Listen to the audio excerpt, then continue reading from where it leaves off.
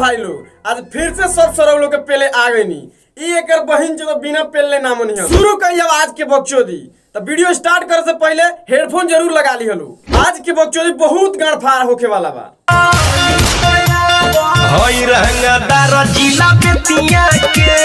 ए अमित भैया, एगो तू ही बेतिया के रंगदार हुओ, हमू बेतिये के हई। आ का कहल ह तनी फेर से कहबा।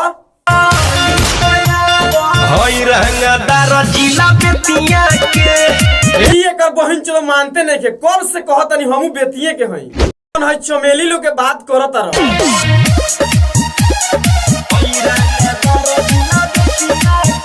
तोरा विश्वास नहीं के तो अपना चमेली के हमरा हवेली पर भेज दो, आके हमरा लाड़ पर 4-5 गाड़ मार लेस। तोहरा चमेली लोग के संगे संगे तोहरो विश्वास हो जाए कि हमू बेतिये के चमेली हवेली पाया हवा होई रंगदार जिला बेतिया के। हई जोन दुनाली देखावत रह, भौजी के देह में सटावत रह, ई तो हमरा एक नालिए के फायरिंग में साले 9 महीना के इनकर छुट्टी हो जाए।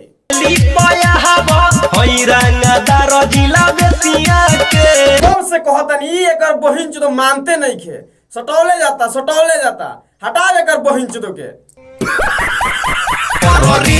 अन्हार को के मरल सहे पर रे भइला बानी दिल्ली में रे पर रे। ए भौजी ना ना, तू हमरा के ई बताओ कि उ एकर बहिन चो सारवा कौन लाड़ से तहरा के मरलक कि एक बेर में तू दिल्ली रेफर हो गइलू। तो घोड़े के लाड़ लागता।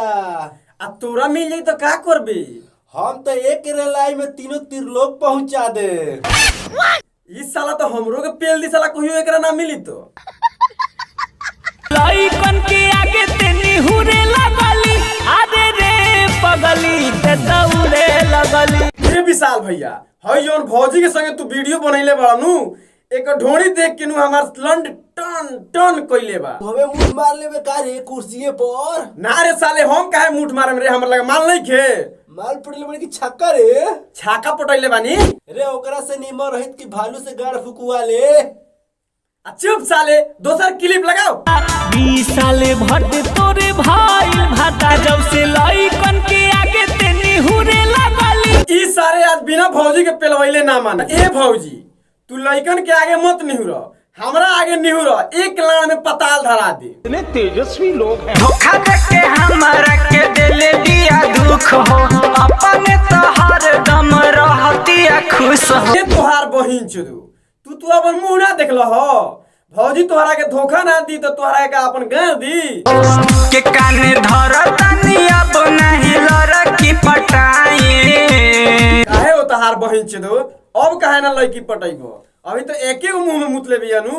मर जाई तो सुनाए भाई हम अपना दुआरे और ऑर्केस्ट्रा नचाई। वाह, का कहलो तोहार बहिन चुदू, तनी फेर से कहबो। माले मर जाई तो सुनाए भाई हम अपना दुआरे और ऑर्केस्ट्रा नचाई। अच्छा, तो तोर माल मर जाई तो ते ऑर्केस्ट्रा करेबे? जाए तोहार बहिन चुदू, आ तोहार बाप तोहार गांड में बांस पेली नु तो खूने हक के मर जेबे तोहार बहिन चुदू। देखता रहनु भाई लोग, ई एकरी बहिनी के बम फोड़ो।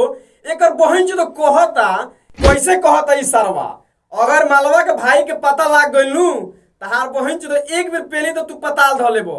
ना तहार बहिन चुदू हम पेले नु तो कहीं ना बचबो सरऊ।